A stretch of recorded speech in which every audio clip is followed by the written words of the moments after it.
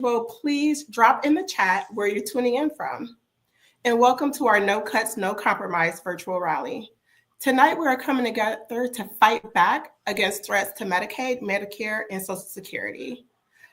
Lifelines that are for millions of Floridians. We're proud to be partnered with the Democratic Senior Caucus and the Democratic Disability Caucus of Florida, alongside elected leaders, advocates, and influencers who are ready to take action. We won't stand by. We'll organize, mobilize, and protect what's ours. Now, to help me guide through tonight's program, I am honored to introduce tonight's moderators. With us, we have Lori Plotnick, who's the president of the Democratic Seniors Caucus of Florida. She's a former educator, legislative chief of staff, and a tireless advocate for senior voter engagement. And we have Karen Clay, who's the president of the Democratic Disability Caucus of Florida, a nationally recognized champion for disability rights who has spent her life fighting for full inclusion and equality. So with that, I'll turn it over to you, Karen, to kick us off. Thank you so much, Abby. It's a real honor to be here, and I'm so glad that we have so many people that have joined us tonight. I have the honor of introducing our first speaker, someone who really needs no introduction other than to say that she was a former Florida Commissioner of Agriculture and now serves as the chair of the Florida Democratic Party. Nikki has been focusing on rebuilding the party and electing Democrats statewide. Hi, Nikki. So good to see you. So good to see you too, Karen. Well, good evening, everyone. And again, thank you, Karen and Lori, for joining us to host this virtual rally tonight. Today, unfortunately, marks Trump's first 100 days, and it's worse than could have ever been imagined. In the last 100 days, tens of thousands of federal workers, veterans, and educators have lost their jobs thanks to Elon's rogue DOGE cuts. Seniors who depend on their 401ks have watched the economy tank and their life savings shrink as Trump starts trade wars and tarnishes our alliances around the world. And millions of Floridians who depend on Medicaid and Medicare face drastic cuts to life-saving healthcare. So tonight's rally is a call to action. We survived the first 100 days, but unfortunately there are many more to go. And it's up to all of us to show up and speak up and stand up for our values. To help do that tonight, you'll hear from an impressive lineup of speakers, including some of your own congressional leaders fighting for us in Washington, D.C., our state leaders who are fighting for us in Tallahassee, and of course, our influencers and performers who are just ready to step up in this moment.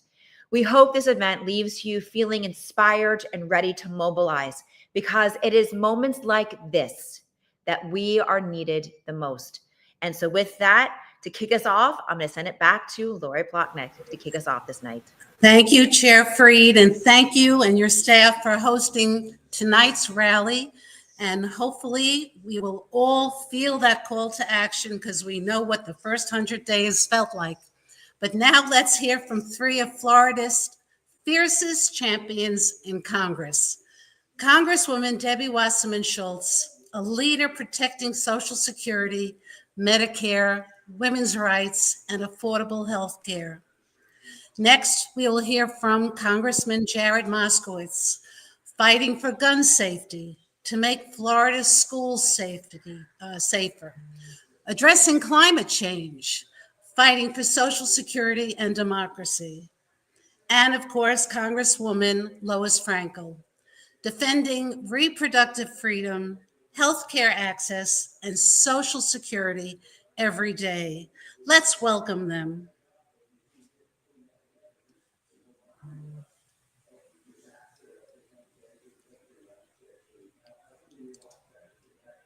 Thank you so much. Thank you, Lori. Thank you to Lori and Nikki and Karen for pulling us all together, especially because the stakes are so great and time is so short. So I'll be blunt. Can you all see me? Well, I'm going to make assumptions that you can see me. Unless we stop this lawless, corrupt con man in the White House, his enablers in Congress are about to help him steal health care away from millions of Americans. Countless friends, neighbors, co-workers, and people who call our community home will be forced to suffer through needless pain, financial hardship, or even death. And why? All to pay for tax breaks for millionaires, billionaires, and big corporations. So instead of lowering insurance costs or cutting grocery prices, these MAGA maniacs are hell-bent on taking away healthcare from our kids, parents, and seniors. What's worse? Their campaign of cruelty and chaos includes degrading, slandering, and thwarting seniors' access to Social Security, all so they can destroy, exploit, and ultimately privatize it. They're trying to do it with mass firings, office closures, and by crashing websites and phone lines. They're even sending in their army of Doge bags to break into and steal our personal and financial data. It's got to stop right now. We can't be silent while Republicans rip healthcare away from those who really need it, just to give big corporations and billionaire Trump donors another huge tax break. The 4 million Floridians who rely on Medicaid, and the vast majority of them are children, seniors, or people with disabilities, should never have to pay for Elon Musk's next tax break. We can't let them threaten the nest eggs of millions of Floridians, or hundreds of thousands more who worked, paid into the system, and now count on SSI to help make ends meet because of a disability. Why should the world's richest man ever be allowed to get in the way of that lifeline? It's time to act. Just yesterday, I joined nearly 24 union workers who help seniors get their Social Security, activists who defend it, and seniors who earned and count upon it. They told us how SSA is squeezing the staff, changing the rules to get benefits, and making work so stressful for the very employees who help seniors get their checks. We heard from a mom who, without her SSI payment, wouldn't be able to care for her disabled son and their family. And do not forget the other larger long-term threats that lurk in nearly every Republican congressional office. They want to raise the retirement age, or just like Slick Rick Scott, they want to sunset Social Security and end the program every 5 years and then try to pass it again. What a joke. Republicans can't even pass a regular budget. So call your senators in Florida and share your story. Tell your friends who live in Republican districts to light up the phone lines in their red congressional offices. Make them listen to the hurt that they're about to inflict. Tell them that the Ruby Red revolt they just saw in Florida's 2 congressional races was just the beginning. Get your friends and coworkers registered. Re-enroll for the VBM program, vote by mail. Republicans changed the law to suppress our access to this tool. So now you have to request your mail-in ballot every cycle. But above all, demand that they stop the pain and chaos. The only way we stop it is by taking the fight to them on every front, in the courts, in Congress, on campus, in Tallahassee, and in each of our communities. Republicans are in this for themselves. They want to get richer. They want more power. Democrats are in this fight for the more than 2 million children in Florida who count on Medicaid for health care. Donald Trump doesn't care about them, but we do, and we must. While we fight to expand Medicaid and for more middle-class tax cuts, Elon Musk is busy stuffing his pockets with more government handouts and tax breaks. When Democrats demand a minimum wage hike, Donald Trump is busy bowing down to big pharma and eroding our ability to finally negotiate prescription drug prices. Look, I know the money, the power, and forces of corruption are arrayed against us. They always have been. And that's right, we've always beaten them. So now over these next few months and right up into the fall of 2026, let's beat these corrupt cowards and kleptocrats one more time. If we can peel a few Republicans away in the Senate or House, we can derail this train wreck until we get a gavel in Hakeem Jeffries' hands and make him the next Speaker of the House of Representatives. So let's put our shoulders back, our chins out, link up our arms, and let's do this. And thanks to all of you for all your hard work. You all inspire me each and every day.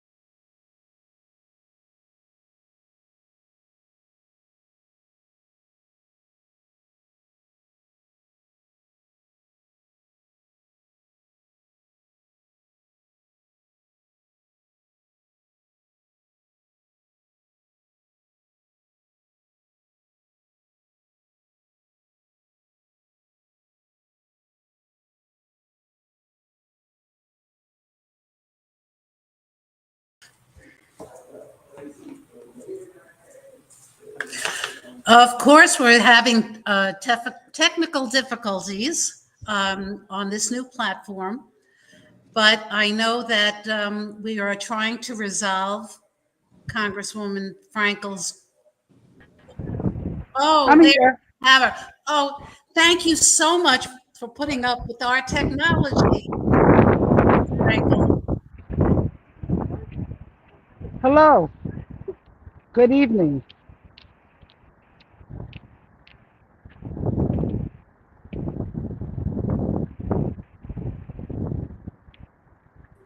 It says I'm in the show. Should I continue? Yeah, please do. Oh, It's no, all sorry. yours. Okay.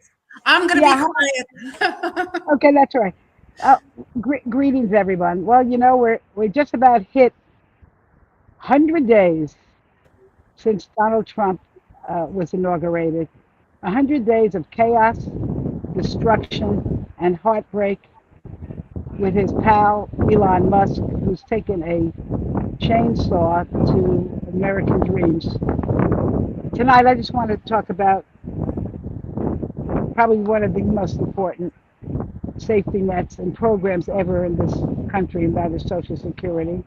Something that my 99-year-old mother relies on, and 5 million other Americans in this country.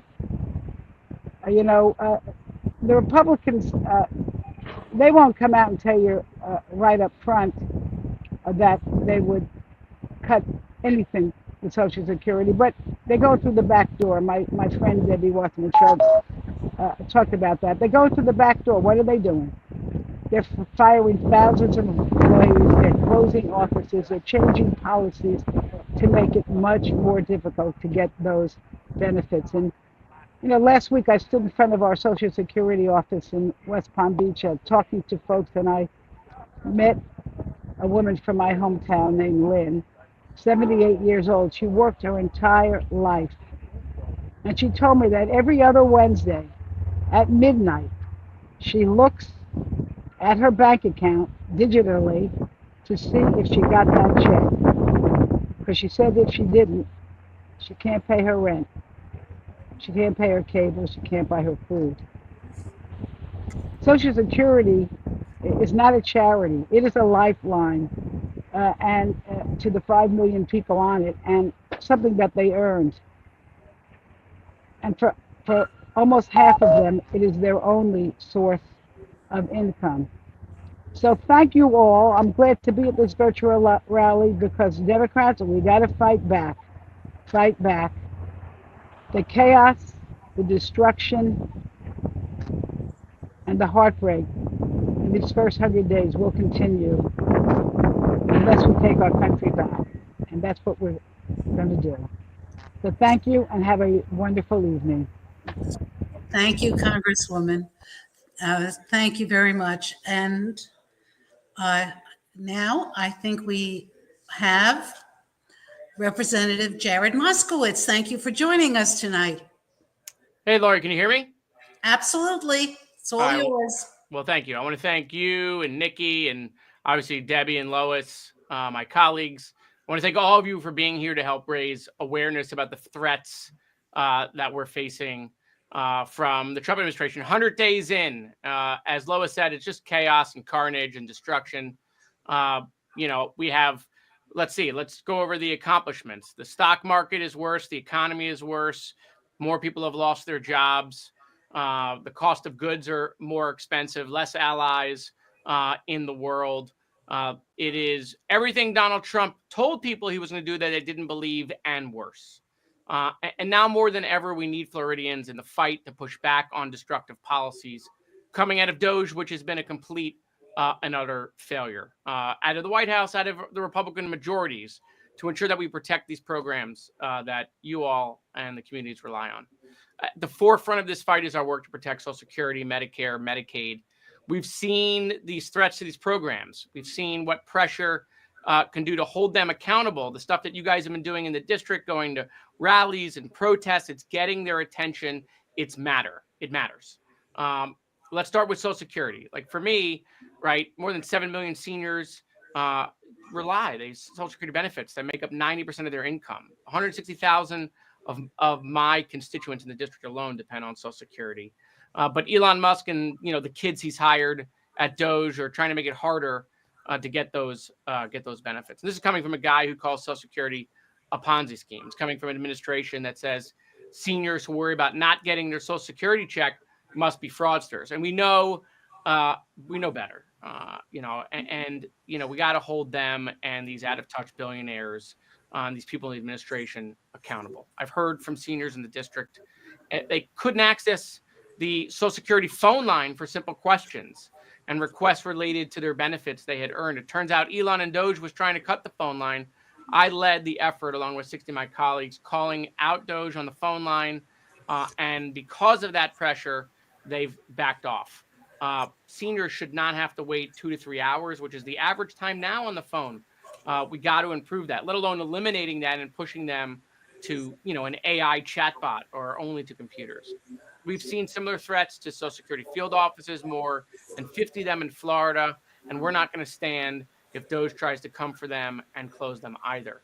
I joined 125 of my colleagues just last week calling on the administration to preserve each of those field offices, and we have to hold them accountable if they don't listen.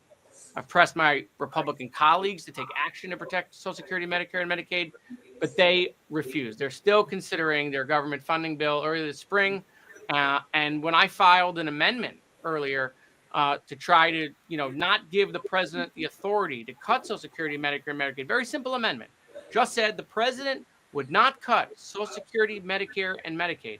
House Republicans blocked my amendment. And that's why I voted against the funding bill. And I was the first Democrat to come out and said I was voting against the House budget. And it comes just yesterday, House Republicans meeting behind closed doors that they're weighing this $880 billion cut for Medicaid funding. So much for the golden era of transparency. They're even holding less hearings so that they don't have to answer to the American people on camera or face Democrats. More than 90,000 Floridians in my district depend on Medicaid for life-saving health care. But people in Washington are trying to take hundreds of billions of dollars away from this program and help pay for tax giveaways for Elon Musk and his friends. They're trying to do the same with food assistance, school lunch, Pell Grants, more. They're getting rid of cancer research because, somehow that was a problem. It shows what side they're on, and it's not the side of American people. We're going to keep raising the alarm about how harmful these ideas are, fighting them back, and ensuring American families know what Republicans are doing. And we're doing everything we can to stop them. Just today, they changed the House rules again, taking more power away from the minority to provide oversight to the executive. As I mentioned, they've trashed the economy, the stock market, retirement accounts, pensions that are invested. And we're going to continue to stand up to bad policies that don't work for Floridians and don't work for Florida seniors, veterans, and families. So again, my time is short. I just want to thank you for being here and being in this fight, standing up for your community, trying to protect Social Security, Medicare, and Medicaid, which is an absolute red line.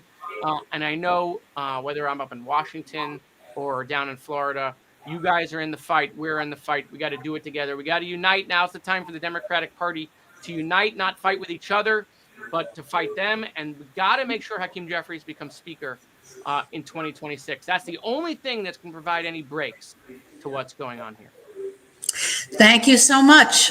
We thank our wonderful 3 Congress people, Debbie Wasserman Schultz, Lois Frankel, and Jared Moskowitz. Moving on, it is my pleasure to introduce the chair of the DNC Seniors Council and a leading advocate for retirees and the aging. And yes, folks, the DNC realizes seniors are a major voting bloc and they have a seniors council. Thus, Steve Regenstreif is our chair. And thank you, Steve, for joining us. Thank you, Lori. Can you hear me? Yes, we can hear you. We can see you. Okay, great. I'm not a tech person, so but if I'm on, so that's great. I just wanted to bring to everyone's attention some specific facts about Social Security that are going on. And I want to take a minute and also mention a few things from the DNC as well. Elon Musk claims widespread fraud in Social Security. The truth is that Social Security fraud is quite rare because Social Security is so good at detecting it. Fraud represents 0.00625% of all Social Security expenditures, a far less lower percentage than fraud in private sector insurance. The number is so low I can't even describe it. Is one fraction of 1%. Musk and his group, his Doge group, claims fraud by people using the 1-800 number. Social Security receives 80 million calls a year. Musk and and Vice President Vance made the absurd claim that 40% of those calls, or 32 million callers, are from fraudsters who want to steal your benefits. The truth is that only 1 out of every 3,100 calls succeeds for a brief time at direct deposit fraud. Musk and Doge, at the same time, have pushed out over 7,000 Social Security workers with plans to lay off thousands more. On a more positive matter, a number of groups associated with the Seniors Council, both union retirees, union groups, and senior groups, recently were granted a preliminary injunction and were able to block access for Elon Musk and Doge from accessing sensitive personal data that's stored at the Social Security system. This covers things like immigration records, health records, financial records. And so we've stopped them for exploiting, at this point, the data that's currently stored at Social Security. I want to briefly take a moment and mention a couple of things at the DNC. One, the DNC has recently established a people's cabinet with policy experts, national leaders, to provide accurate information on Donald Trump's agenda. Martin O'Malley, who was a former governor of Maryland and was also a commissioner of Social Security from 2023 to 2024, is on the cabinet and was appointed by the DNC and is available for events you may want to behold. Also, the DNC has recently organized people's town halls with Democratic leaders targeting some of the most vulnerable House Republicans. To date, 92 town halls have been held in 40 states, and the DNC is also, what's available to hold town halls will continue to do so across the country. Finally, I want to mention one thing that Lori had mentioned in a previous call, so I think it's of interest to people in Florida. Recently, Dave Hogue, who's a new vice chair of the DNC, said that he was going to get involved through one of his groups in Democratic Party primaries. So on one hand, he'd be the vice chair of the DNC and also try to unseat Democrats in the primary. The DNC has now announced through Ken Martin they want to formalize the tradition of impartiality into the organization's bylaws. And essentially what they want to do is codify the principles of neutrality and fairness into official party policy, requiring all party officers to remain neutral in all Democratic parties, primaries rather. And this codifying is going to come up at the August meeting of the DNC. So I know this was an issue that you raised previously. I know that was important to you.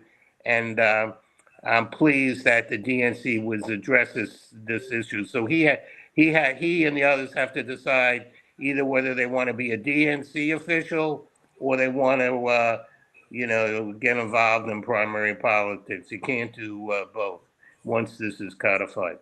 So it's always good to be with you, Lori, and let's move forward. Thank you so much, Steve. Thank you, Steve.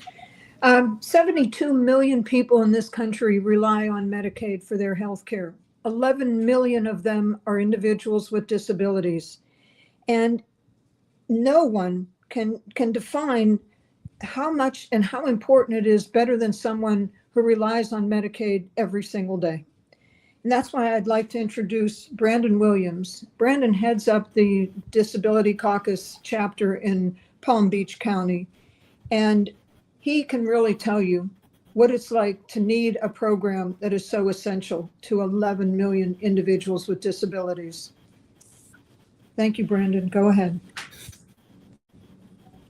Thank you, and Karen, for having me, and the rest of the panelists.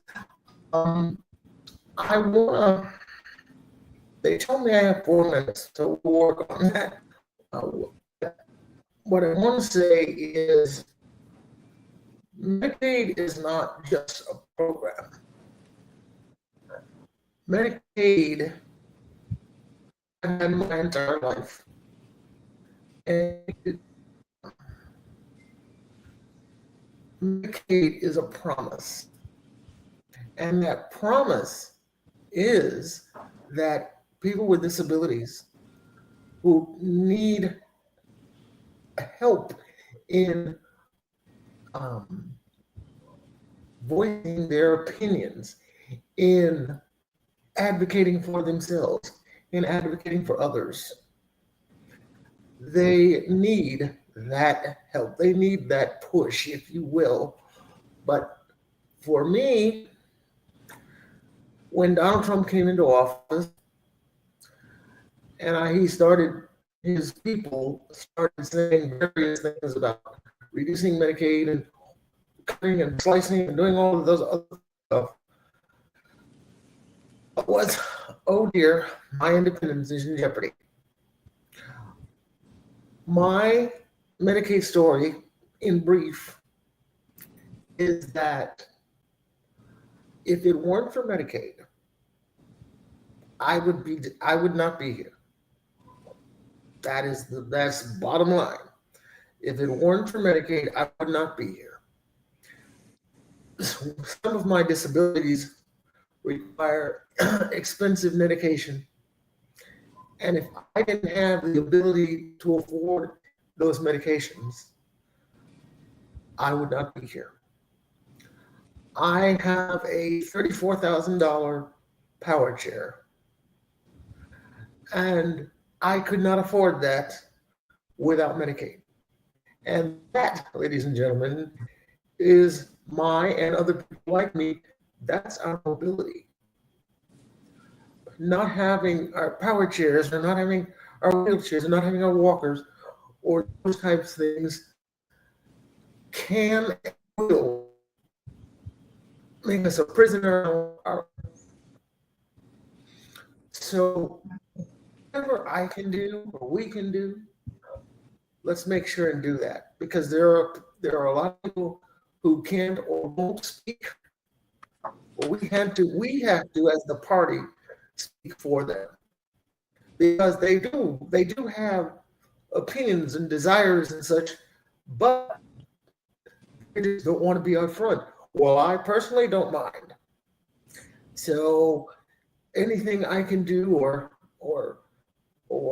anything I can do, just let me know, because Medicaid to me is a lifeline.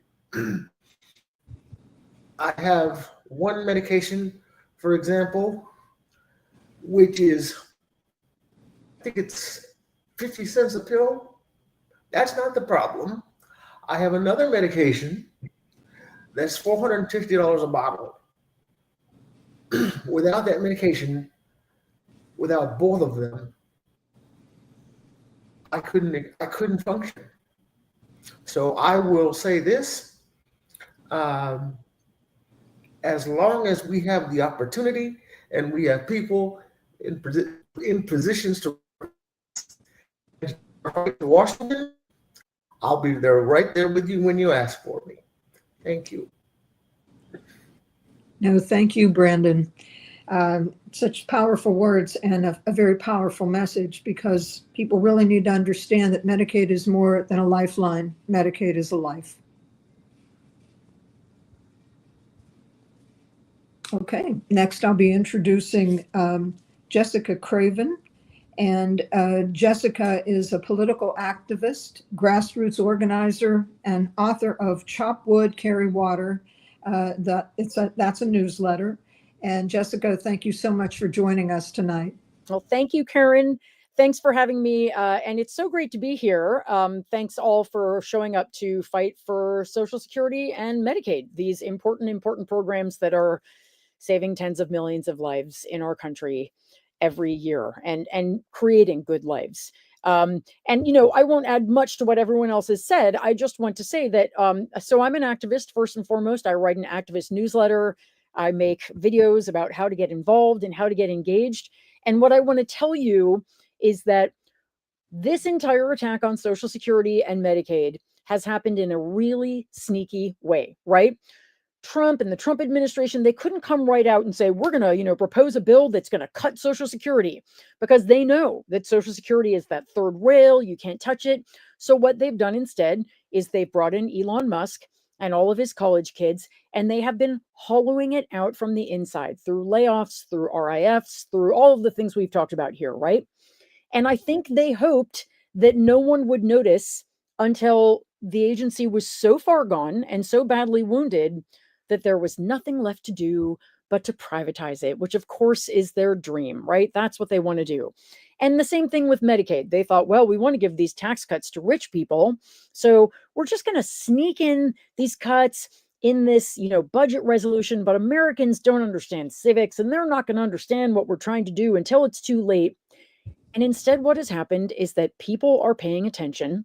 Amazing organizations like the ones represented here, and lawmakers like the ones who are here, and so many other people are talking about what's happening, pointing it out to people, saying, hey, we want you to pay attention. Social media, which is, you know, does a lot of bad things, has also enabled us to post about what's happening and get it out there in real time. I got really caught up in this fight because a friend of mine from the PTA that I was in years ago contacted me and said, hey, there's a person on my lawyer chat who wants to give you some informant information about what's happening behind the scenes at Social Security. Can I put her in touch? I don't even know who this person is I'm talking to, but she started sending me stuff and I started posting it on social media and getting millions of views. And that's how we're fighting. We're fighting from every angle. We've got great lawmakers fighting to save Social Security and Medicaid. We've got, you know, great organizations fighting to save them. We've got people like the people on this call. And then we've got regular Americans who see what's happening and are saying, no way, no cuts. And I'll close by saying that you may not think that your calls make a difference. They make a tremendous difference. And we can see it by the way they have started doing lots of things and then back off. They're not backing off of everything, but a lot of the worst things they've wanted to do, they have backed off immediately because of outcry. And with Medicaid, there, you know, we've got 14 Republican Congress members who signed a letter saying, well, we don't want to sign on to cuts to Medicaid. Now, we know that that letter was actually very sneaky because they still do want to sign off on certain cuts to Medicaid. They're just trying to be, again, sneaky about it. They're still supporting cuts to the ACA Medicaid extension program. And we know that that is the next thing that we have to fight. But what I want to do is congratulate every single one of you for paying attention. And for every time they try to sneak in a new dastardly deed around Social Security or Medicaid, you guys are paying attention. You are using your voices and you are holding them off at the pass. And I really am very cautiously optimistic that by raising our voices together, we can stop them from making any cuts at all to these precious programs. But it's going to take every single one of us not relenting, being loud, and believing that each one of us can make a difference. So I'm very honored to be in this fight with you. This is a fight for some of the most precious programs we have. And keep using your voice. It really matters. And I'll pass it back to Karen. Thanks, Karen. And thank you. I really want a copy of that newsletter, so please send me the link. Next, we have up State Senator Christine Hunschofsky. She's the former mayor of Parkland, champion of mental health, school safety, and public service. Thank you so much for joining us tonight. Thank you so much for having me, Karen. It's an honor to be here. We're still in the legislative session here up in Tallahassee. Florida has an issue with affordability to begin with right now. Everybody has a family member, a friend, a neighbor who is struggling right now with affordability issues in the state of Florida. And now we hear the Trump administration with all the cuts they want to make. And let's be clear, that's not what they ran on. They were supposed to make it less expensive to live, more affordable. And instead, they're looking to cut Social Security that so many of our loved ones rely on to get to live. And then additionally, the cuts to Medicaid. And we need to be on top of them every single day and remind them that that is not what they ran on. That is not what they promised the American people. And this is the way we need to use our voice. It's so important that we don't get tired of this and that we continue to speak up, because it's the only way we make a difference. It's also important to get organized in the community, to reach out and find others who support what we're doing here, to make sure that we push back hard enough so that there will not be any cuts to Social Security or to Medicaid. This is a time when our voice matters. This is a time when our actions matter.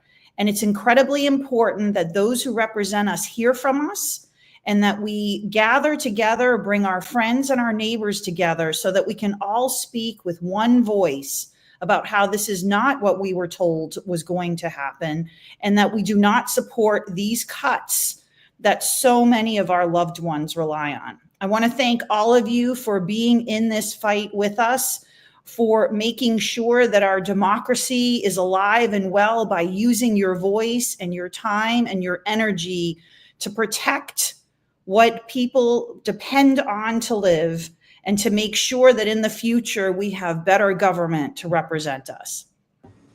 Absolutely. And thank you so much. You know, they keep using the word legally entitled because they won't use the word cuts.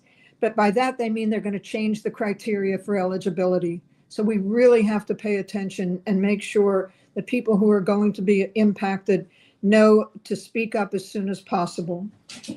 Next, we have, two people who unfortunately couldn't be here this evening.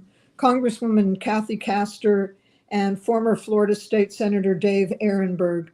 These are two people who have been fierce fighters for Medicaid, Medicare, and Social Security. And since they aren't here, they have sent a video, and we're going to be playing that next. Hi, friends. I'm Tampa Bay's Congresswoman Kathy Castor. Thank you for rallying for our neighbors who rely on Medicare, Medicaid, and Social Security. No cuts, no compromise. And now is the time to be putting the pressure on all elected officials, especially the folks, the GOP members in Washington, D.C., who are siding with Trump and Musk to gut the health services that impact the people we love the most, our parents and grandparents in nursing or rely on home health, children, the most vulnerable. But all of us depend on a strong Medicaid, Social Security, and Medicare system. We're not going to let them take this away from us, and we're certainly not going to let them do it to give massive tax breaks to wealthy billionaires like Elon Musk. Thank you for standing strong, and get busy. Hi, I'm Dave Ehrenberg, former state attorney for Palm Beach County, aka the Florida lawman, and I'm so proud to join with my friends at the Disability and Senior Caucus to fight against cuts of Social Security, Medicare, and Medicaid. It's important that we all speak up during this very difficult time, but your voices are being heard, and it's working. As Trump's numbers dip, you start to see more people speaking up who haven't spoken up before. But one group that has always spoken up is this caucus, and I'm proud to be part of it. Unfortunately, I'm out of town and I'm not there in person, but I want you to know that it is imperative that we continue the fight to protect the bond, the trust that we have with our seniors. Social Security is not an entitlement program. We pay into it.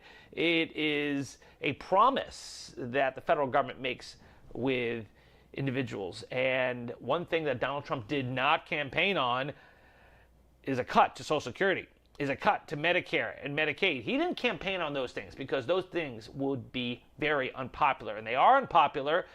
And so as the administration tries to give tax cuts to the rich, where is the money coming from? It should not be on the backs of our seniors, on the backs of people who depend on Medicare and Medicaid. And so it's so crucial that our voices be heard. Keep it going.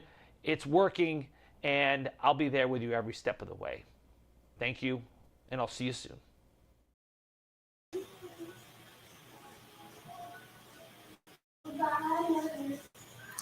Wow, this has been a very incredible program, but tonight's rally is just the beginning.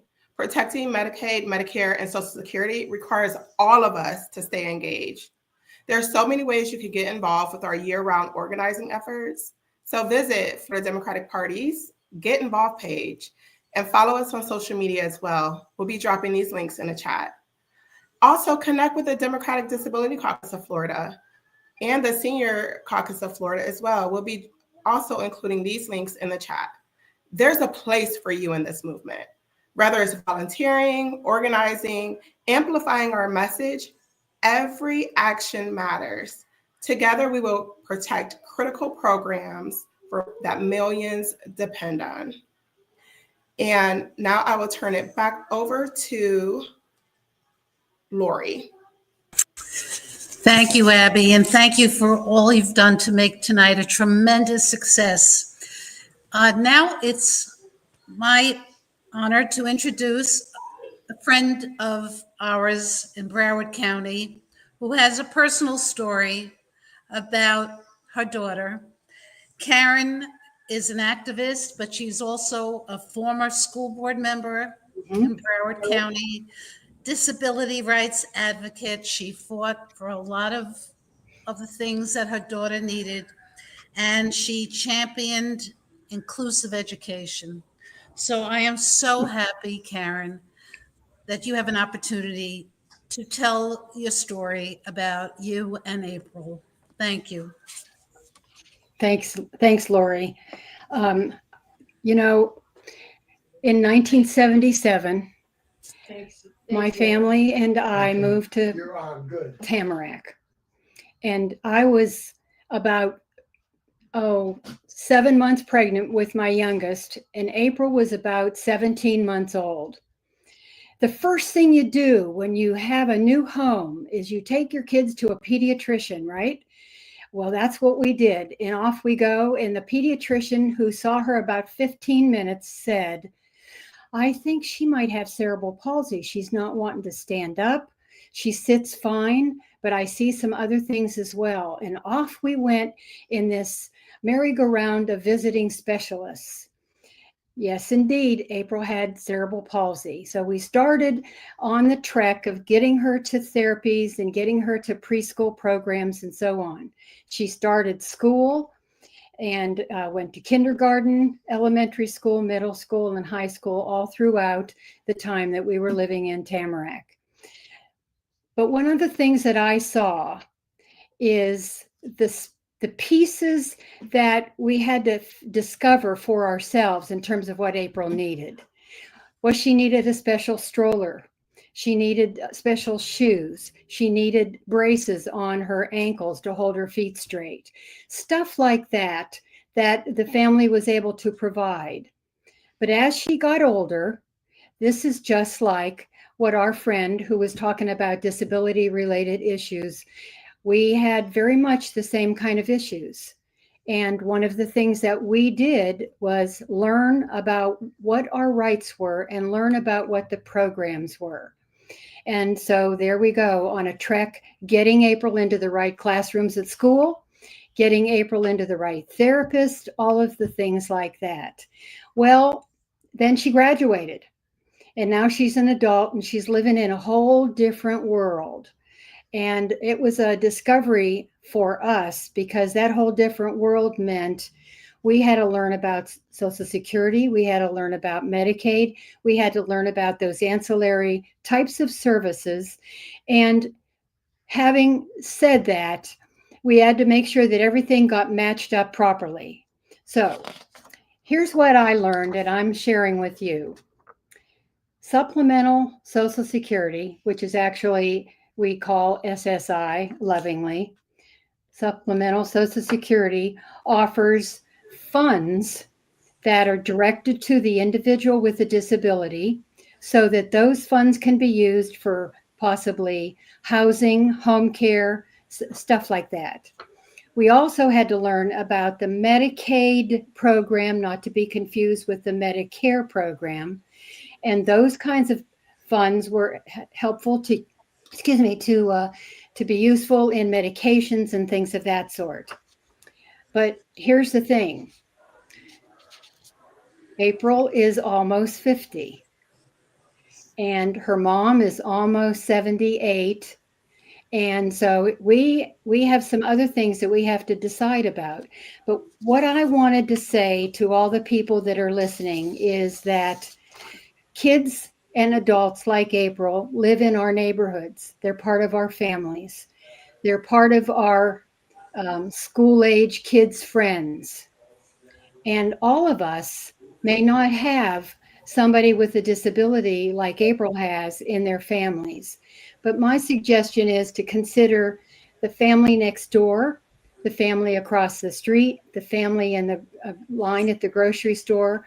All of us are part of your community, and we need all of you and all of us, all of our families, to think about when you see Medicaid, think about when you see Social Security, think about Social Security supplemental services as well, because those are sometimes the unknown people that need so much in our community that we may not be aware of. So that's the rest of my message to my friend who spoke a little bit earlier, and to my distance friend, Karen Clay, who is one of the best advocates I know on disability issues. So my message is, remember, they're all part of our community, and we have to speak for everybody. Thank you, Lori. Thank you, Karen. And Florida has one of the highest populations of Social Security recipients in the nation, and cuts to Social Security would disproportionately impact retirees, widows, disabled Floridians who rely on these benefits for survival. Now it is my honor to introduce Dr. Ana Cristina Acosta, a powerful community activist who will deliver a call to action to defend these vital programs. Ana Cristina, turning it over to you. Thanks, Lori. Good to see a lot of my friends on here. I am here representing Florida Decides Healthcare. We are the group behind the Medicaid expansion petition initiative. Our goal is to be on the ballot in 2026, and we are well on our way with a lot of help from all of you, but we need a lot more. In case you're wondering, I know you might be thinking, well, aren't there cuts to Medicaid potentially? How does this work with that? The reality is that expanding Medicaid anywhere protects it everywhere. We know that, we have already seen it, and we know that expanding in Florida will help all of us. It will give 1.4 million Floridians access to affordable health care, including, by the way, 50,000 with disabilities, including a bunch of veterans, including rural areas. This is something that will impact everyone and has widespread support here in Florida, 78% based on our last polling. So what can you do? Help us collect petitions. Sign it yourself. Have your friends, your family, your clubs, your caucuses, all of your groups sign this petition. Get the word out. Get your DEC involved if they're not already. Plenty of them already are, and there's always more to do. You're out there already getting vote by mail enrollments? Add the petition into the ask, right? You can reach us at floridadecideshealthcare.org. I'll make sure you all get the link. Thank you so much for all the great work you're already doing in this important process. Let's keep it rolling and let's get these petitions in. Thank you so much. And $93 billion annually comes into the Florida economy through Social Security retirement benefits. So there's a lot at stake for us in Florida. And of course, now it's my pleasure to introduce someone who is no stranger to this fight that we're having. Bowzer, you know him as Bowzer or John Bauman.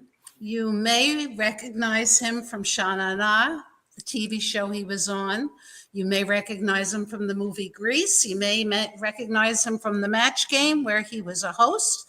He's done voiceovers. You may not recognize you may recognize his voice, but since the year 2002, John has been very active in Florida, very active across the nation, and he is now the vice chair of the Seniors Council for the DNC and president of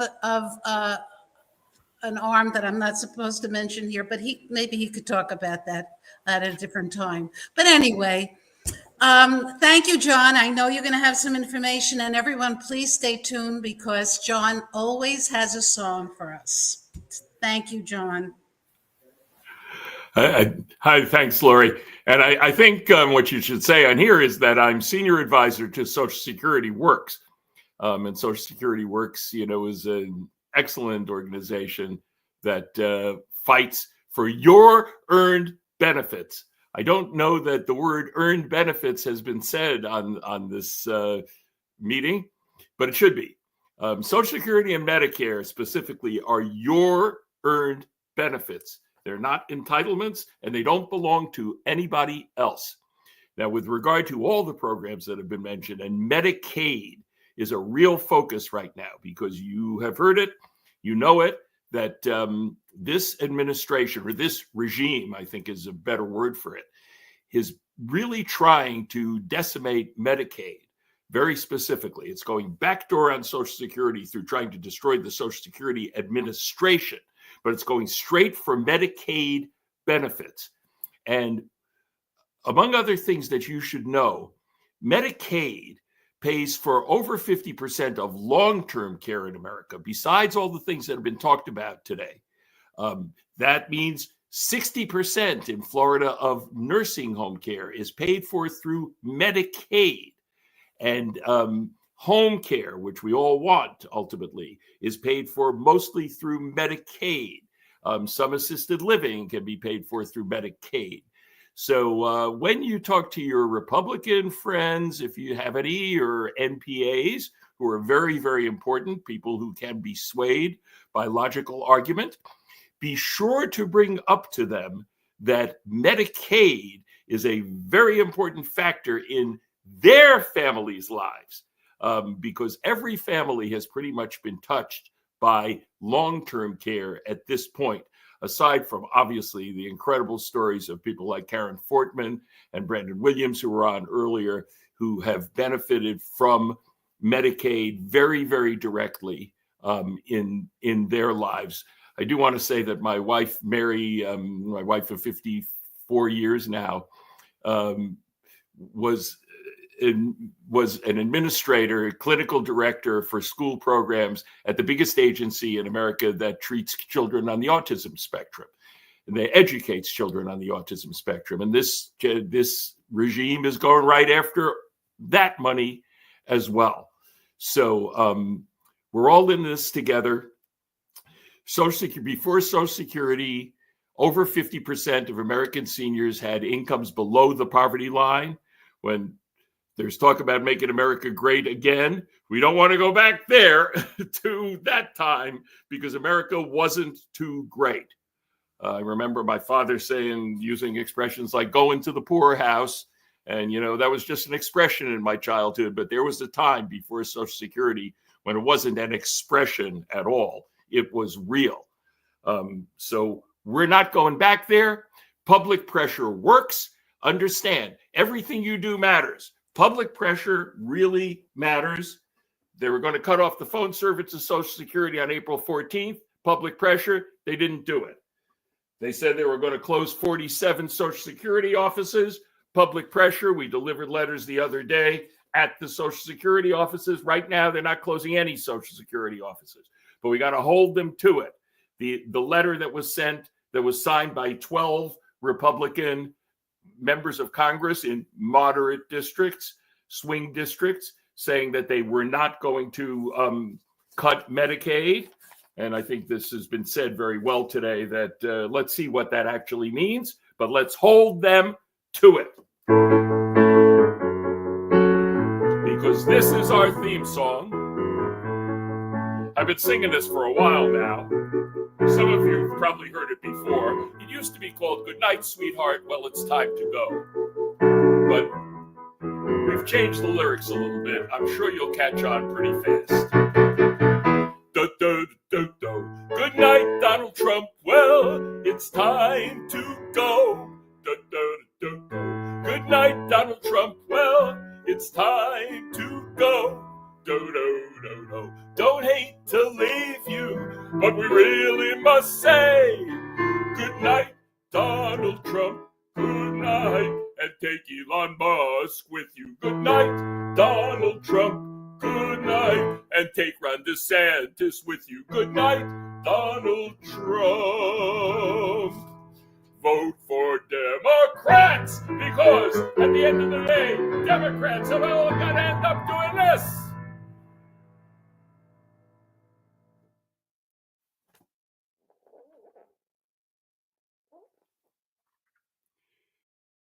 Before, you have now.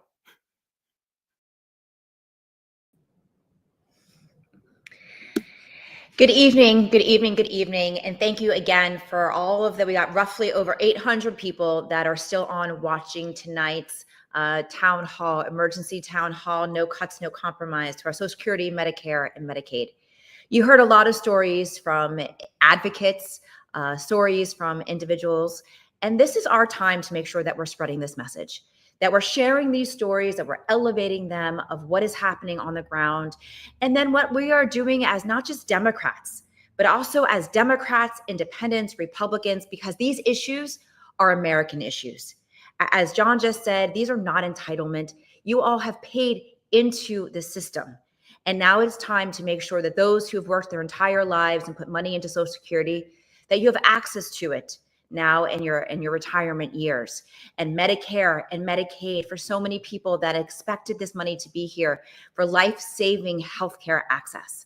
So stay engaged, whether it is going to more town halls, but I'm going to ask this really important question.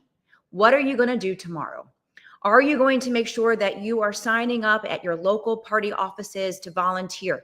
We need volunteers all over the state to be making phone calls, to do wellness checks, to do door knocking, to go to community events, to make sure that we are connecting to the people that are not necessarily showing up to town halls to protest or even Zooms and videos like tonight. That's part of our mission too. If you know people that want to run for office, this is the time when we know the pendulum is going to swing back in 2026, that we have good candidates up and down the ballot, people that have personal stories of how this moment is impacting them, impacting their family, impacting their loved ones, impacting their jobs.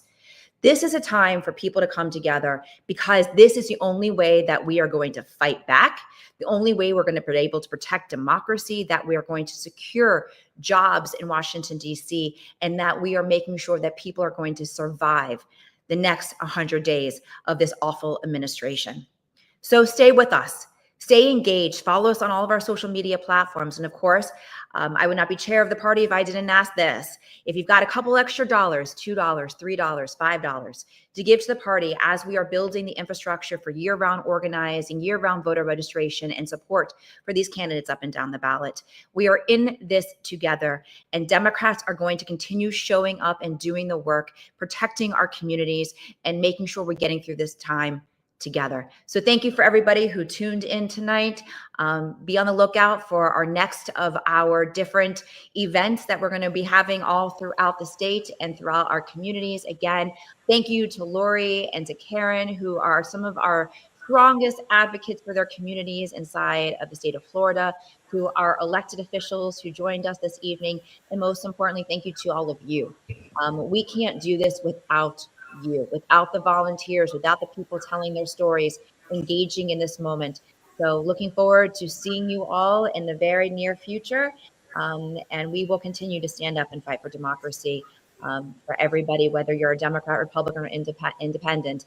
This is our time to come together to fight for our country. So thank you, everyone, and we will see you all soon. And please, if you have a story to tell, get in touch with us. We need to hear your voices. We will elevate your voices. Just reach out. And thank you for attending this evening. And just know that your voices are being heard collectively. So don't stop. Rally, write editorials, call people. We must keep up the fight together. Thank you. Karen, it was a pleasure co-chairing this with you. And let's do this. Thank you all. Good night. Night, everybody. Thanks, Lori.